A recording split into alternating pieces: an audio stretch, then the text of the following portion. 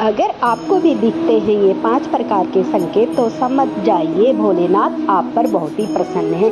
आज इस प्रस्तुति में हम आपको इन्हीं 5 प्रस्तुतियों की व्याख्या बताएंगे और उनके विषय में एक कहानी के माध्यम से हमसे जानेंगे। एक बार प्रिय भोलेनाथ और उनकी गृहिणी माता पार्वती कैलाश पर्वत पर साथ बैठकर चर्चा कर रहे होते हैं। तब माता पार्वती भगवान शिव से कहती हैं कि स्वामी सोमवार का दिन आपको अत्यंत प्रिय है और जो भी भक्त आरसी सोमवार का व्रत रहते हैं उन पर आप कृपा बनाए रखते हैं और उनके कष्ट दूर कर देते हैं। परंतु मेरे मन में आपसे एक प्रश्न है और जिसका उत्तर मैं कृपया जानना चाहती हूँ। तो भगवान शिव कहते हैं, पार्वती तुम्हारे मन में जो भी शंका निसंकोच होकर पूछे, मैं तुम्हारे सारे प्रश्नों का उत्तर दूंगा और हर प्रश्न का उत्तर देना मेरा कर्तव्य है। तो माता पार्वती अपने स्वामी भोलेनाथ से कहती हैं कि प्रभु, जब भी आप अपने भक्तों पर प्रसन्न होते हैं तो हमें महत्वपूर्ण संदेश देते हैं, तो भक्तों को कैसे पता चलेगा कि आप उन पर प्रसन्न हैं? ऐसी कौन सी दिव्य शक्तियाँ हैं जिसे ऐसे भक्तों को पता चले कि आप अपने इनकी तपस्या को स्वीकार किया है, आप उनकी इच्छा पूरी करेंगे। भक्तों को भी पता चलना चाहिए कि आप उन पर प्रसन्न हैं। तभी भगवान शिव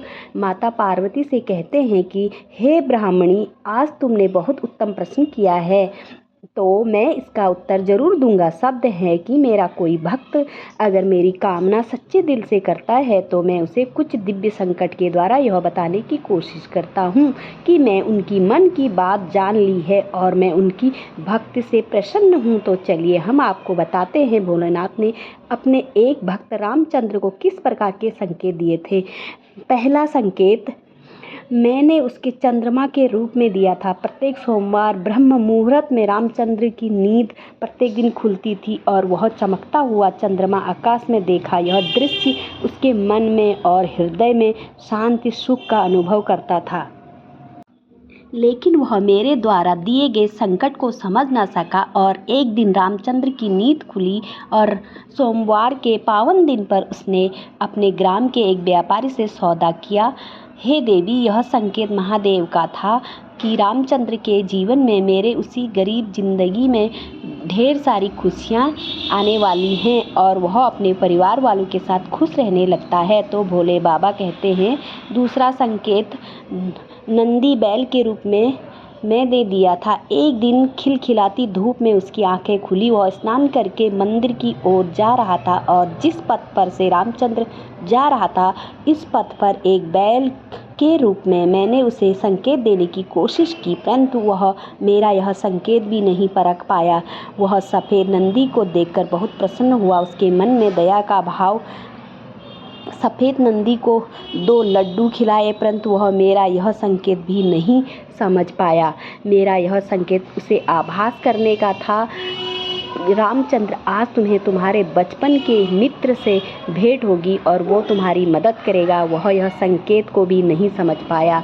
तीसरा संदेश एक नागराज के रूप में दिया। एक दिन सुबह सुबह चिड़िया की चहकती आवाज़ों ने उसे उसके शयन कक्ष से जगाया और उसी दिन रामचंद्र स्नान करने अपने गांव के पास दूसरे गांव बेलापुर नामक गांव के शिव मंदिर जा ही रहा था कि उसे रास्ते में एक नागराज के दर्शन हुए। वह विचलित हो गया। रामचंद्र अत्यधिक भयभीत हो गया, लेकिन नाग देवता को देखने के बाद भी उसने भगवान शिव का संदेश नहीं माना और वो आगे बढ़ गया। इस संकेत का अर्थ था कि रामचंद्र की जिंदगी में धन की पूर्ति होने वाली और उसकी सारी समस्याएं समाप्त होने वाली हैं। चौथी संकेत था, भोलेनाथ ने रामचंद्र को संकेत यह दिया कि अगले सोमवार को जब रामचंद्र सुबह सुबह स्नान करके पास के मंदिर की ओर जा रहा था तो उसे एक बरगद के वृक्ष के नीचे एक पुरुष और स्त्री को अकेले बैठे देखा, जो एक दूसरे से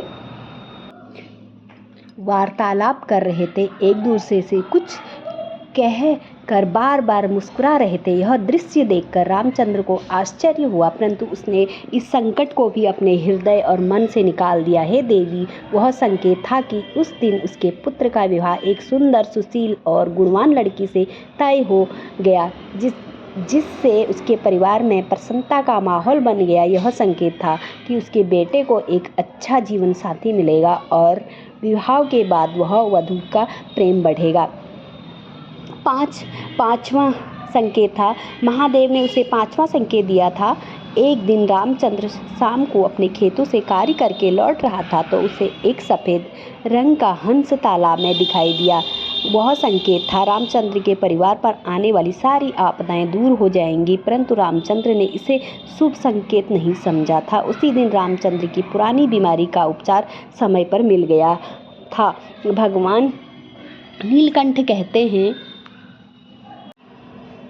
देवी मैं रामचंद्र को ऐसे 5 संकेत दिए, लेकिन मेरे भक्त रामचंद्र उन मेरे 5 संकेत में से किसी भी संकेत को नहीं समझ पाया। भगवान शिव की कथा और उनके 5 संकेतों को सुनकर देवी पार्वती ने कहा, हे स्वामी, आपकी इस कथा ने मुझे अत्यंत प्रभावित किया है। और भगवान शिव ने कहा, देवी मैं अपने भक्तों को कई संकेत देता हूँ और भक्तों को मेरे दिए संकेत समझने चाहिए। तो दोस्तों, इस प्रकार भगवान शिव ने देवी पार्वती को इस कथा के माध्यम से अपने भक्तों को दी 5 संकेत के विषय में समझाया। अगर आपको ये वीडियो अच्छी लगी तो वीडियो को लाइक करें, शेयर करें, सब्सक्राइब करें और ऐसी वीडियो के लिए हमारे प्यारे चैनल को सब्सक्राइब करें। धन्यवाद।